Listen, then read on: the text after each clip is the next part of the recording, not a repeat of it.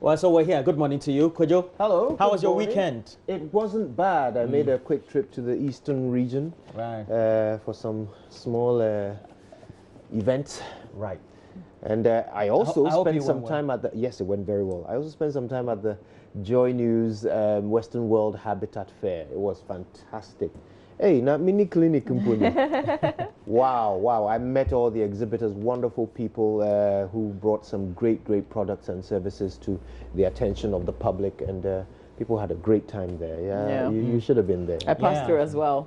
Yeah. But there's a second one which will happen at the West Hills Mall. So if you miss the first mini clinic, make sure you don't miss the second one. That's next weekend, isn't it? Yes, it is. And then the big event is in September. Absolutely, it is. But for those of us who did not pass through, we say the Achimota Retail Center. We've got a package to share with you how it all went down later this morning here on our show. So just stay tuned for that. Yeah. But we have to do the newspapers. I'm looking at the center spread of the Daily Graphic newspaper. It's about the Kotoka International Airport Terminal 3. And they say it compares with best in the world. You can check it out. It's in the center spread of the paper. Some people have experienced this, and they're saying nice things about it. Yeah, so, Everything we build compares with the best in the world at the beginning. Yeah. Until we stop cleaning the toilets, and then it compares with hell. Yeah. Okay, so story itself by Mabel Akubana says travelers who have transited the Kotoka International Airport to other first-class airport have always looked forward to the day when Ghana will boast of the state-of-the-art facilities. Issues of poor ventilation, difficulty in climbing the staircase of aircrafts and hand luggage, and challenges in having to struggle with checked-in bags while descending for customs clearance at the arrival hall have been the regular experience of passengers. These hurdles will soon be over as the state-of-the-art Terminal 3 will be operational. They say it cost some $250 million. You can read about it in the center spread of the paper. But let's do our regular front page of the Daily Graphic newspaper. New SHS policies, President's been speaking about it. He says double track wants to destroy education. And then Ghana Ports and Harbours Authority recognized for IT management systems. First batch of hatch programs off to America.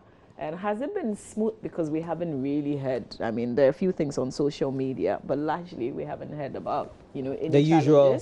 So over 2,000 persons will fly from Tamale, and a little over 3,000 will leave from Accra in all. I think so they haven't started leaving? No, they have. So that's why they say the first batch of pilgrims have been flown to Mecca already. And then Euro gets to hand over hospital projects, and quite a number of hospitals that we're told will be handed over by close of the year. And then back page of the Daily Graphic, France cuts Ghana to size. Host France got off to a winning start at the 2018 FIFA Under-20 Women's World Cup after a 4-1 victory over Ghana in Group A yesterday. Benedict will be here to tell us if, even though we lost this first game, if we still stand a chance, if we can redeem ourselves, really. It's Advantage Satellites after 3-1 win over Benin. So the national Under-20 side, the Black Satellites, put up a spirited performance against Benin last Saturday as they earned a deserved 3-1 comeback victory in their first leg Africa Youth Championship at the Cape Coast Stadium last Saturday. And then Janet Amponsa wins bronze in women's 200 meters. There will be more on this particular competition. I think, is it Kenya? That's up with the most medals in this particular competition, which is the Africa Senior Athletics Championships. But I'll leave the rest of the details to Benedict when he joins us a little later on. So that will be it for the headlines that I'm taking a look at in the Daily Graphic newspaper. There are a lot more stories in the paper that you can explore. Yeah, shall we do the Ghanaian Times? Yeah, we should. Okay, lots of stories here. It won't affect quality of education, President assures, and of course he's talking about the free SHS double track system debate. Also on the front page, desist from fomenting trouble in the northern region. And Ghana Ports sweeps 3 awards at 4th West and Central Africa Ports Awards. Details of that on page 17. And then a story on page 3 that reads like something out of a movie. 2 Russians are before a Ghanaian court for kidnapping. So these 2 Russians accused of kidnapping 2 persons at East Legon in Accra and keeping them hostage for several months have both been granted 500,000 Ghana cedis bail, with 4 sureties to be justified by an Accra Circuit Court. Now, the court ordered them to deposit their travel passports. Okay. as opposed to some other kind of passports. At the court's registry. Okay, so the 2 people are Musa Musaev, a businessman, and Rizakan Suntasov, a driver. Allegedly, these 2 individuals kidnapped Ramasui Kafarov and Anen Kafarov, managing director and an employee, respectively, of Geo Professional Services Limited. Okay. Now, the story of the prosecutor, DSP Maunyuna Negbe, is that, well, basically in August, at East Legon, these 2 individuals, in August 2017, they were captured and kept hostage until April 2018. And at some point during their capture, one of them, Ramasui, was compelled by the kidnappers to give a power of attorney to one Adam Edibed to go and sell all his property, his businesses, his vehicles, and a jewelry shop. So they argued as to whether the suspects should be granted bail. And the argument of DSP Nanegbe was that, look, if you give them bail, these people can interfere with investigation. But their counsel, their accused counsel, Mr. Ralph Eduse, said, look, the facts don't support the charges, so grant them bail. And the judge granted them bail. I wonder whether that's an indicator of how this case will go. But there is an interesting story on page 3. I wonder if we can bring it up. It's about Tesano police recording 1,424 crimes. If we can bring that story up, I'd like to show you something really quickly on there. If we didn't take the sniper, I sent a shot to them, but I don't know if they have it. Anyway, so basically, there is a picture of the Tesano police dancing merrily because they recorded. And actually, here's the first problem with the story. The headline, first of all, says Tesana Police instead of Tesano. Then it also says police record 1,424 crimes. But when you go into the story, it says they recorded 1,016 crimes between January and July this year, as against 1,424 the previous year. So the actual number is 1,016. And then the story says it represents 40% reduction. It doesn't. That's about 26%, 20. If you do the it's nowhere near 40%. Not at all. But somehow. Obviously. So the story has got several things wrong, and then there's a picture of them dancing. So perhaps they need to go back and revisit the calculators. Also in the northern region, this is from Fomenting Trouble. That's the Northern Regional Minister warning those who he is hearing are ready to cause all kinds of trouble. The youth of Dagbon, Royal Gates, allegedly have vowed to resist any attempt by the Kuguna to enskin a new Yana. So he's warning them not to foment any trouble. But this is the big story, Roland and Mamabi. Free SHS double track system debate. It won't affect quality of education. That's according to the president. So he has debunked the claim that free SHS will affect the quality of high school education. This is what he says. He says the system will not destroy our education system as the professional naysayers. And who are the professionals? I don't know. As the maybe you and I. As the professional naysayers would want you to believe. Let them wear it. Now, this is what he continues to say. He says, on the contrary, this system will reduce class sizes, increase the contact hours between teachers and students, as well as increase the number of holidays. Every bold new initiative that is rolled out will encounter hitches and challenges. However, I am inspired by the famous Chinese adage, which says that a journey of 1,000 miles begins with the first step. We have taken the first step in Ghana, and we should deal with the challenges. I've got to say, I wholeheartedly agree with the president. We should deal with the challenges. So how are we dealing with the challenges? Is it by calling critics professional naysayers? Is that how we are dealing with the challenges? Is it by saying we will plow ahead regardless of what anybody says? Is that how we are dealing with the challenges? Well, I think for a start, I know that there are current invitations for applications from teachers to be employed. I'm sure 8,000 teachers are needed, right? Yeah, but some openings have been made, calling for some applications from the public. So you see, what I would like to hear from the ministry or even the president is, you know, a bit more detail about how this will all work out. So 8,000 teachers, that's why it leaves all of us in the crowd, you know, 8,000 teachers. So how will they be distributed? How will they be allocated? What process will be put in place so that they can be brought up to speed very quickly, so that the quality of teaching doesn't get affected like he's promising us? Okay, these 8,000 people, you haven't yet recruited them. You don't know what they are like, how their skill levels are, how they are going to teach, but you are assuring us that there'll be quality. Rather, I want to hear what you will do to enhance and ensure that quality, rather than simply declaring that it will exist.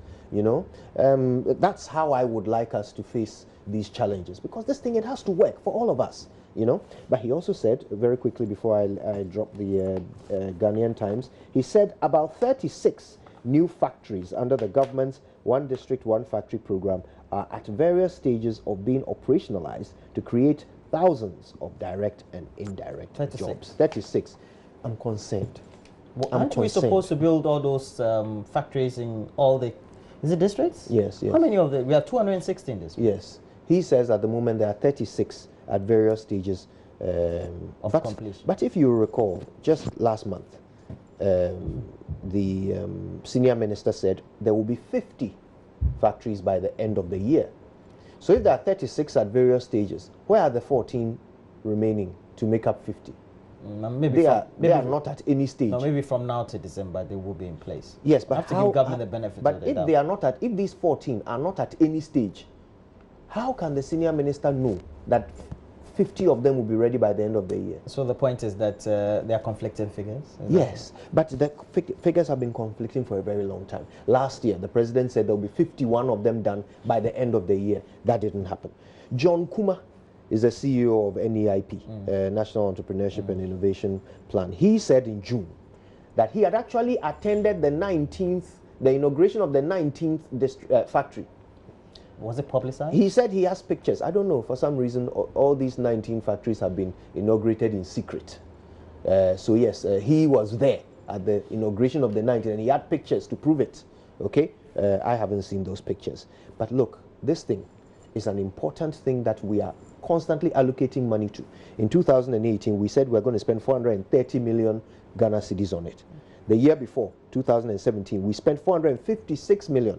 This money is supposed to go for administrative expenses and the development of structures to attract the private sector to come and invest in the One District, One Factory. We've spent 456 plus 430, okay? Almost 900 million Ghana cedis. We're supposed to, so I think we have to go and ascertain whether, because sometimes you give the budgets, the allocation, whether it's been disbursed is another thing altogether. Please, did they carry it forward? Did they carry the money? Did they carry any money from last year forward to this year? Well, we have to go find out. Then it's gone. We have to go find out. Yeah, unless they said, oh, we are spending 430 because we carried forward this amount from last year. But we do know that government has also said largely the money is coming from pool of resources or funds from private banks and all that. So.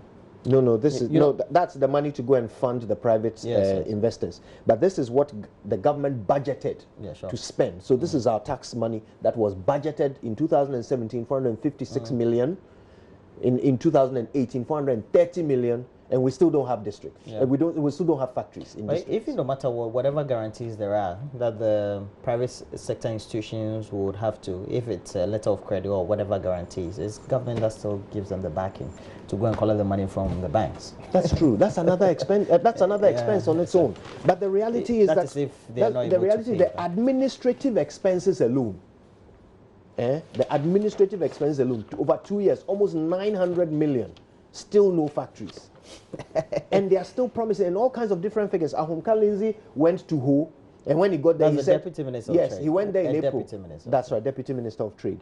When he got there, he said, there will be 25 factories in Ho, in the Volta region, under one district, one factory. And then he went to Tamale. He said there will be 24 factories in May. 24 factories in the northern region. Where are they? Where are the factories?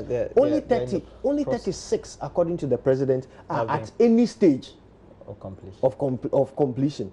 So when they shout these numbers, 24, 25, 51 last year, nothing happened. 50 this year. Do you start to worry that perhaps they're just throwing numbers out there? Well, the thing is, I think also as media, we have a responsibility to be able to track where these projects are cited and at what stage they are, because right now we haven't ascertained. This is me tracking. Yeah. That's the whole point. All right, what else? Of our work. Now, but I have the Daily Dispatch newspaper, and well, we have MPP MP exposes new Ameri deal. It lacked approval by Justice and Finance Ministers, and the story is on the back page of the paper. And the majority deputy whip,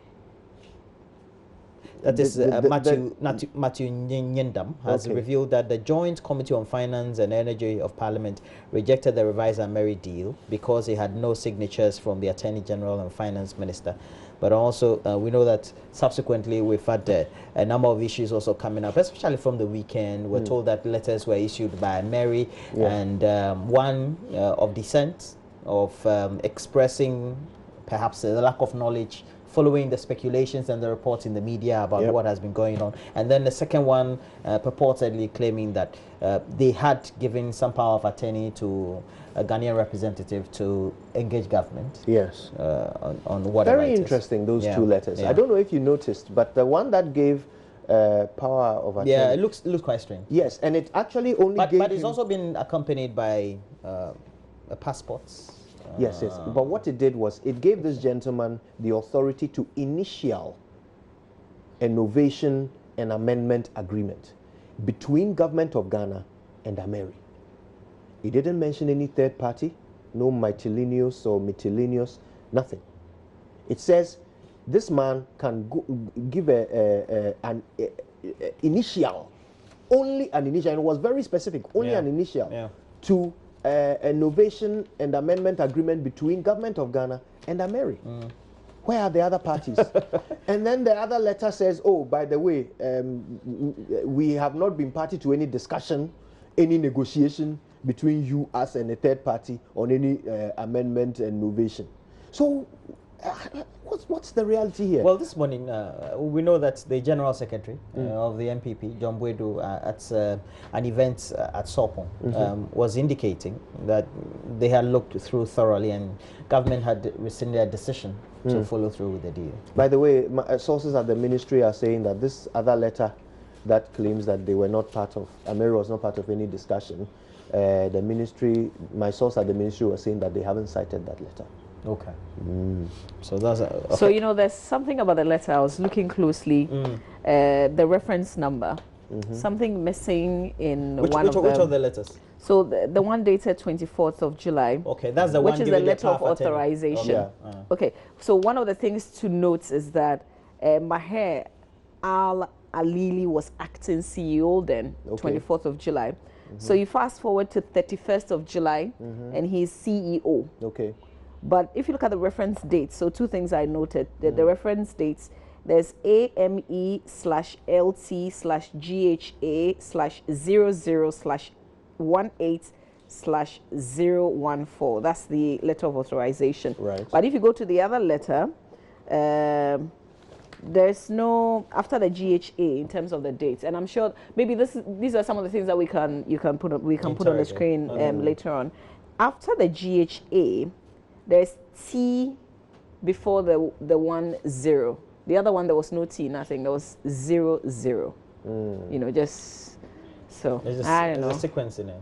Yeah, something a bit is missing there. I mean, those numbers would change, but not certain things are permanent. But I think that, you know, sometimes it's quite strange the sources of these letters on social media, Yeah. you get to find out they are from maybe platforms or the handles or the timelines of certain individuals Yeah. who work in the communication bureau of the presidency and all that. So that also speaks, perhaps, or worries me a lot about documents that, I don't know. I know you want to do a rebuttal, but you have to do a proper communication activity in which that you're convincing enough, and then also you don't seem as if you're somebody who works in government circles, and then you're giving the public. I think for ordinary Ghanaians such as myself, I really don't care what document is out or what anybody's saying.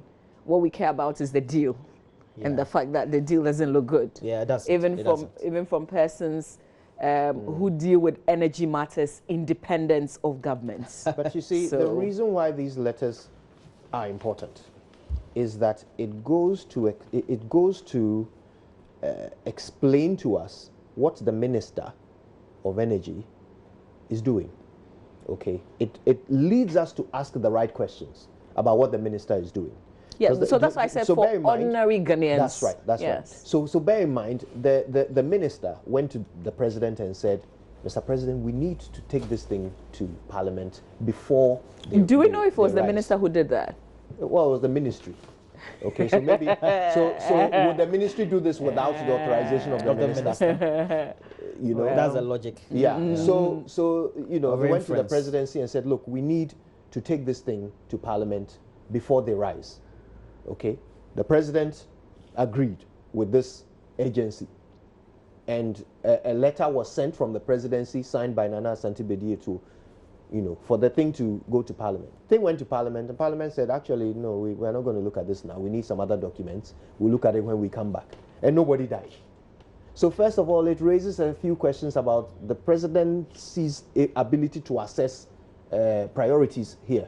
When they agreed to send this thing now without these supporting documents because of this supposed agency, did they really assess priorities correctly there?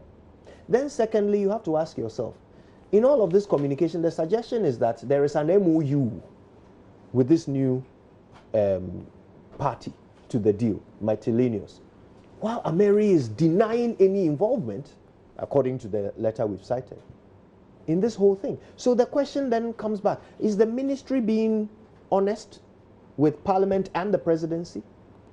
You see, so that's where the letters become important, because they lead us to ask the right questions. All right, let's do the Finder newspaper, front page of the Finder. Overhaul insurance industry. SIC MD proposes diversification into banking, mortgage, mutual funds. What I think would happen and should happen is the same attention we're paying to the banking industry. We should pay similar attention to insurance. There are some dealings happening there, you know, like some things going on there. So the focus after banking should be insurance. Well, not after, at the same time. Well, yeah, okay, yeah.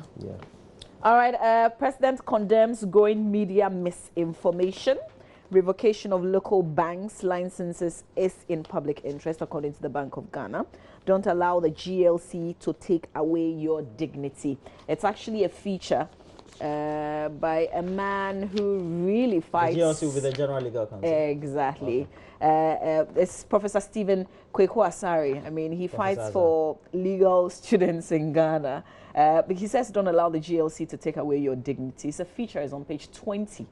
You can read about it. And he's making reference to the recent examination and then, you know, the issues that came up thereafter. But even before that, please check it out on page 20. Also, Ghana Ports and Harbours Authority wins 3 top African awards. But let's go to page 8. The president talking about misinformation. He says, he's emphasized the critical role of the media in transforming societies and nation building. But let me just fast forward. He was speaking at the 12th congregation of the Ghana Institute of Journalism in Accra last Friday. The president was concerned the deliberate churning out of inaccurate information in the Ghanaian media threatened the sustainable development of the country. And I'll read you a quote from his speech. Quotes, "This deliberate misinformation campaign, which is not new in politics and war, have now gained added currency with the proliferation of media channels which has become a vociferous tool for political actors who aim to win public relations battles by twisting facts and churning them out through traditional media as news, unquote. So this is the president speaking here, and he had a lot more to say other than what I've just read to you, so you can check it out in the final newspaper of today. I think that will be it for the paper. Okay.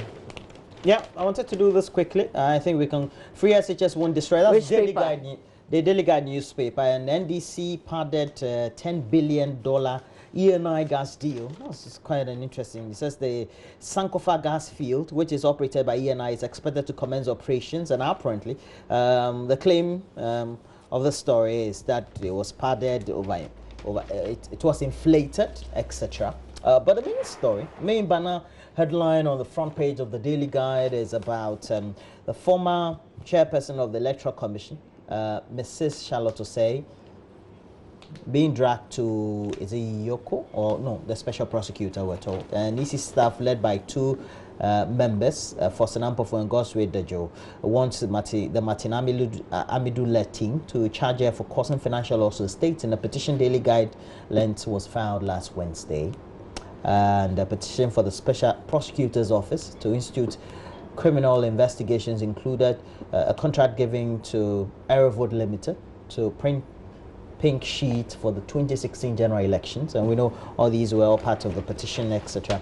We have Dream Over, we have others all named in there. So we'll see how that goes with what the Special Prosecutor's Office would do. Okay, the Daily Statesman front page, two headlines. Cabinet stops new Ameri deal. So the paper is still reporting about Cabinet stopping the Ameri deal. Remember, I think they first mentioned it because of the closeness of the paper to Gabi Asari Ochidakon. We kind of take some of these stories that come out from the paper rather very serious. And then CEOs of collapsed banks in dodgy scams in quotes. That's it. Two headlines that I have decided to pick. The Daily Statesman newspaper. Okay, so we'll do the last paper. Yeah, Business and Financial Times. Governor commends Access Bank for its recapitalization effort. And yes, Access Bank obviously has been in the papers a few times last week because they have met the minimum capitalization. And you know, there's this little meme going around on social media where they say if your boyfriend is not able to meet the minimum capitalization, you should just consolidate him with 4 other men and so forth. And some guys have been responding to that by saying, "Oh, don't worry, darling, I'm Access Bank." Yeah. He has already met the capitalization. I hear that sometimes when people say they have actually not. It's still like a PR game. So, you know, until the Bank of Ghana says you have. Well, in this case, Governor is commending Access Bank for. Okay. Yes. So Access Bank says speed, service, and security, right? So if your boyfriend gives you service and security, that's good. But speed, I don't know. Okay, so local banks to receive government cash to meet 400 million capital by December 31. Now, this is interesting. For those of us who have been concerned that the taxpayer is being made to foot the bill of these banks that have gone wrong. The governor is saying that the banks that are doing well, the Ghanaian banks that are doing well, and I believe there were 17 of them, and then 5 of them got consolidated, so we now have 12 of them.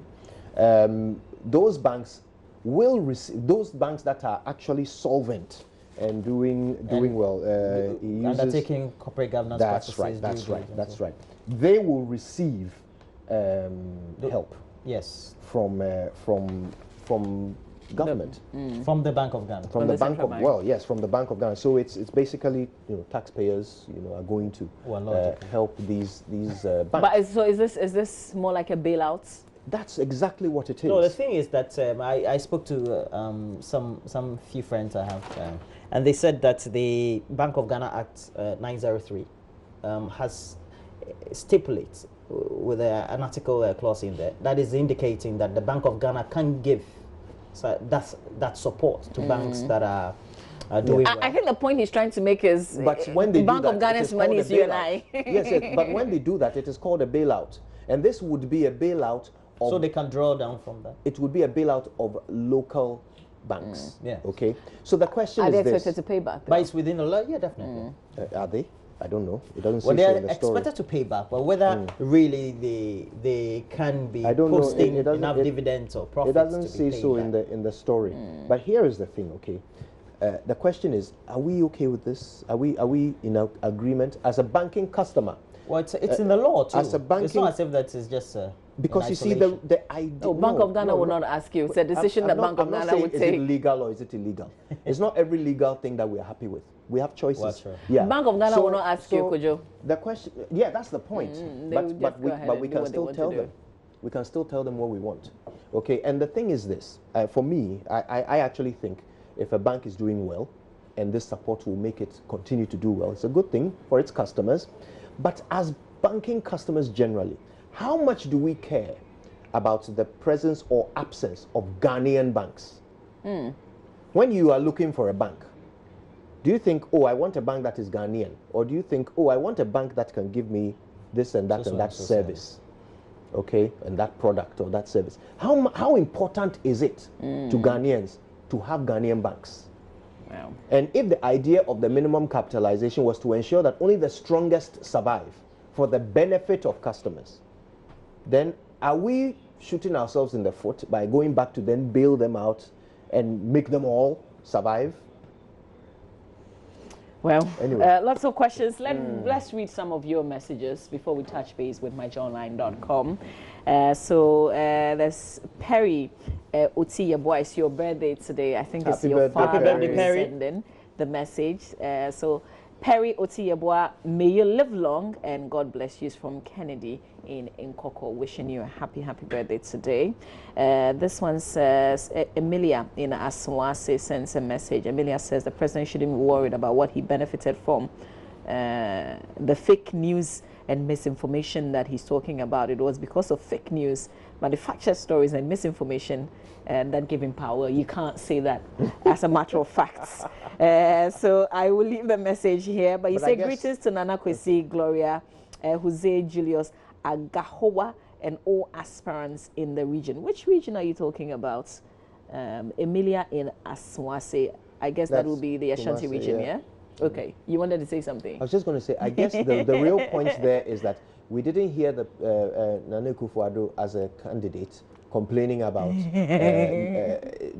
misinformation or inaccurate stories. It appears that when people become president, You they see- very you often get concerned you about see things the differently, you know?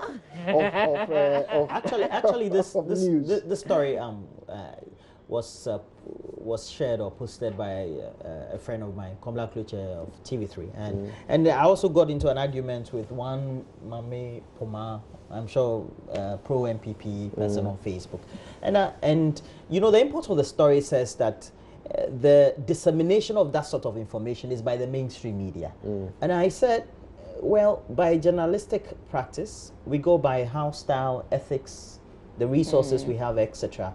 And the top media houses across the country try to do proper cross-checking of facts before they do the publication of the stories. And it's the top media houses in our country that do the penetration. If you tend to do analysis in terms of what impact that what they Or who is even disseminate. consuming. Yeah, fantastic. So, and I was saying that, well, since the Fourth Republic, we've had this so-called issues being raised and the allegations being raised. You know, former president John Mahama said there was a media cabal. Cabal, yes. And then now we're being told that the mainstream media is disseminating false information, manufactured stories. And I said, there's no media cabal. There's no mainstream media that is misinforming How do they people. say Rather- such things? Like it's a figment of your own imagination. No, but rather I said, if there is a proper communication strategy from the various government institutions by which they engage the media, then you know that the information that the media should have should be coming from a proper source. Exactly. I mean, how many times So do I you said- ask questions on this Ameri deal? How often do you get? For do which you people get have been evasive. Exactly. double track? So I mean, you keep asking the thing, nobody is like. Seen the Kelly GVG contract? Up to now, yeah, we haven't. And seen- yes, So, we are so what am I supposed to do in the false absence of that? Well, I thought that was. where's the right to information Yeah, bill? Thank yes, you. and I thought that was a Thank bit you, Mr. problematic, President. especially Do that, coming from the and let's see if president. we can improve the accuracy. And I thought that was a bit our reportage. and I thought that Do was a for bit. us. Okay. We beg All you. right, you guys have had your say. Let me allow other people. The ministers who cannot think has misled our president to sign dubious contracts. In each case, the minister must resign in order to make way for competent people. The Nanado-led government is full of, okay, no, I can't read on. Tanko Abubakar in Shukura. I'm sure the little I've read, everybody gets where you're headed.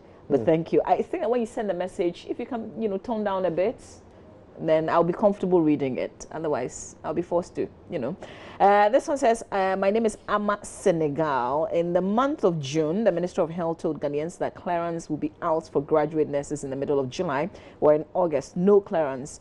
You're asking JoyNews to take upon ourselves and ask the minister again. We are at home doing nothing. We need our clearance to go and work for Mother Ghana. Ama Senegal, a general nurse from Bomutokro, sending this message. All right, thank you very one much. Of the names? No comment. Anywhere near Shoaib Mobile. or Kenya, This one says,